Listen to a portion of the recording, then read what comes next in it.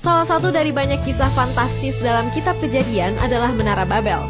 Menara Babel dalam bahasa Ibrani disebut Migdal Bavel, dalam bahasa Arab Burj Babil, adalah menara tertinggi di bumi yang pernah dibangun manusia di zaman Babilonia.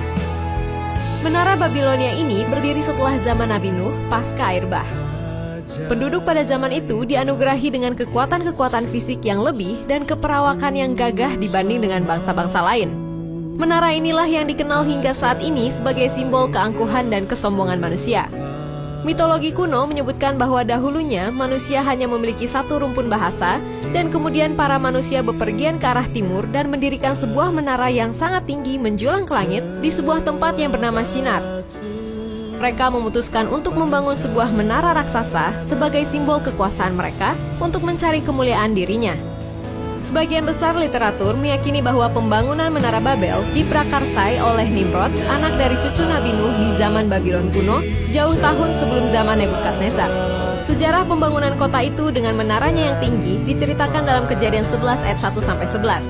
Di sana, nama Babel diterangkan secara etimologi populer berdasarkan atas akar kata yang mirip bahasa Ibrani halal yang artinya adalah kekacauan atau pencampuran. Dengan demikian, Babel menjadi sinonim dengan kekacauan yang disebabkan oleh perbedaan-perbedaan bahasa yang merupakan bagian hukuman Tuhan atas kecongkakan manusia.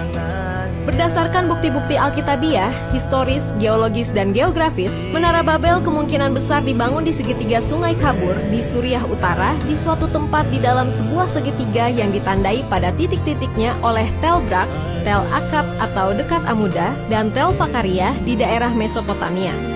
Yang pasti adalah bahwa cerita kitab Kejadian tentang Menara Babel adalah bersifat sejarah yang dapat dipercaya.